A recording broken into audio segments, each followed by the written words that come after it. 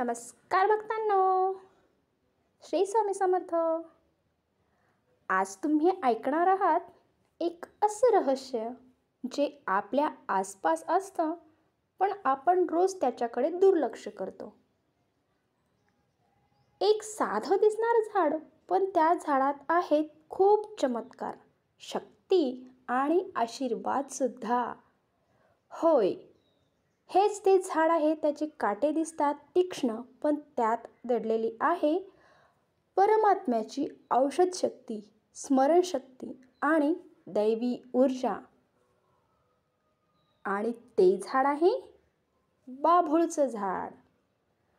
आणि आज आपण जाणून घेऊ की स्वामी समर्थांनी बाभूळच्या झाडाबद्दल सांगितलेलं एक अद्भुत रहस्य, जे तुम्ही ऐकलत तर आयुष्याकडे बघायचा दृष्टिकोनच बदलून जाईल.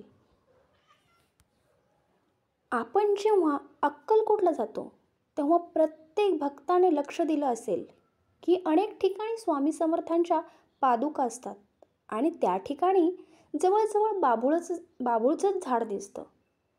काही वेळा स्वामींच्या आसनाच्या जवळ बाभूळची फांदी ठेवलेली असते. हे योगायोग नाही. असं म्हणतात की एका भक्ताने स्वामी महाराजांना विचारलं, महाराज, हे बाभूळचं झाड एवढं पवित्र कसं काय? लोक त्याच्या सावलीत बसायलाही घाबरतात. तेव्हा स्वामी हसले आणि म्हणाले, अरे लेकरा, काटे फक्त बाहेर असतात, आत तर अमृत दडलेलं असतं.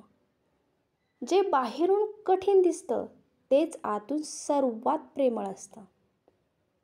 स्वामी समर्थांनी सांगितले की बाभूळचं झाड हे रक्षणाचं प्रतीक आहे. त्याचे काटे म्हणजे नकारात्मक ऊर्जा दूर ठेवण्यासाठी सूक्ष्म शस्त्र आहे. म्हणूनच जुने काळी गावाच्या सीमेजवळ किंवा मंदिराजवळ बाभूळची झाडी लावली जात असत. काटे म्हणजे त्रास नाही, ते संरक्षण असतात. जसं स्वामी भक्तांचं रक्षण करतात ना, तसंच बाभूळाचा काटा त्याच्या सावलीतील जीवनाचं रक्षण असतं. बाभूळच्या झाडाखाली स्वामी समर्थांनी अनेकदा ध्यान केलं आहे, असं जुन्या लोकांनी सांगितलेलं आहे. त्या झाडाखाली बसले की मन शांतीत जातं, कारण त्या झाडाच्या पानांमध्ये एक नैसर्गिक प्राणशक्ती असते. आजच्या विज्ञानाने सुद्धा मान्य केले की बाभूळच्या पानातून निघणारे सुगंधी अणू हवा शुद्ध करतात, जीवाणू नष्ट करतात. अक्कलकोटमध्ये एक भक्त होता, गोविंद भाऊ नावाचा. त्याच्या शेतात बाभूळाचं झाड उगवलं होतं. सगळे गावकरी म्हणाले, हे काटेरी झाड आहे, उपटून टाक. पण स्वप्नात स्वामी समर्थ आले आणि म्हणाले, गोविंद भाऊ, हे झाड मी लावलेलं आहे, उपटू नकोस, हे तुझं रक्षण करेल. त्याने हे ऐकलं. काही दिवसांनी त्याने झाड तोडलं. त्या रात्री त्याच्या बैलाचा अपघात झाला. घरात कलह सुरू झाला. त्याने पश्चातापाने पुन्हा त्या ठिकाणी बाभूळाचं रोप लावलंच, कारण स्वामी समर्थांनी जे स्वप्नात येऊन सांगितलं होतं ते त्यांनी ऐकलं नव्हतं. आणि काही दिवसांनी त्याची परिस्थिती सुधारली. रोप लावलं आणि त्याची परिस्थिती सुधारली. स्वामी महाराजांनी त्याला पुन्हा स्वप्नात दर्शन देऊन सांगितलं, काट्याला घाबरू नकोस. काटा आहे म्हणून फळ नाही का मिळणार? बाभूळ देतं, फक्त नाही तर वाईट शक्तींना दूर ठेवतं. हेच बघा जीवनाचं तत्वज्ञान आहे. काट्यातूनही औषध निघतं, अश्रूतूनही आनंद फुलतो. बाभूळचा धडा म्हणजे जीवनात काटे असले तरी उपयोगी व्हा. बाभूळचा प्रत्येक भाग उपयोगी आहे. त्याची साल दात स्वच्छ ठेवण्यासाठी सर्वोत्तम औषध आहे. त्याची पानं ताप, त्वचारोग, जखमांवर उपाय यासाठी आहे. त्याचं गोंद डोळ्यांच्या आजारासाठी आणि मन शांत करण्यासाठी उपयोगी आहे. म्हणूनच आपल्या आयुर्वेद ग्रंथांमध्ये सुद्धा बाभूळला म्हटलंय सर्व रोगनाशक. आणि ध्यान देण्यासारखं म्हणजे ज्याच्या अंगावर काटे असतात त्याचं औषध सर्वात गोड असतं. अनेक गुरु परंपरेत बाभुळाच्या फांदीचा वापर पूजा करताना करतात, कारण ती निगेटिव्हिटी एनर्जी शोषून घेते. स्वामी समर्थांनी अनेकदा सांगितले, जिथे राग, द्वेष, दुःख असेल तिथे बाभूळची फांदी ठेवा, वातावरण शांत होईल. बाभूळ म्हणजेच संयमाचं झाड. ती झाडं कोरड्या भूमीतही तग धरतात. पाणी कमी असतं तरी ती उभी असतात. जसं स्वामी समर्थांनी सांगितले, भक्ताला संकटात सुद्धा स्थिर राहिलं पाहिजे.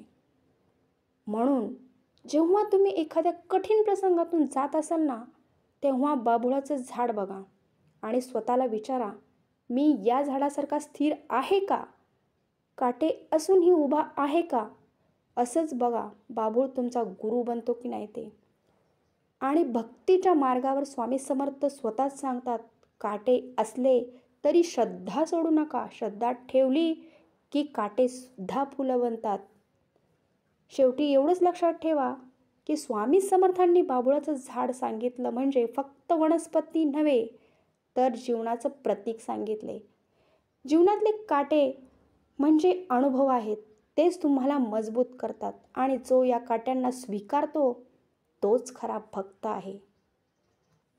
म्हणूनच भक्तांनो, पुढच्या वेळी जेव्हा तुम्ही बाभुळाचं झाड बघाल तेव्हा त्याकडे फक्त काट्यांनी भरलेलं झाड म्हणून पाहू नका.